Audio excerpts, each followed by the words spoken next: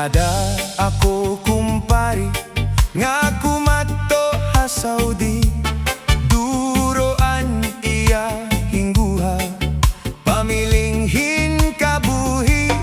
Bisan harayohan pamilya, diri laging bababali. Bisan punohin kahidlaw, diri laging aasi. Anak ko naman kumari, nagusaan la permi.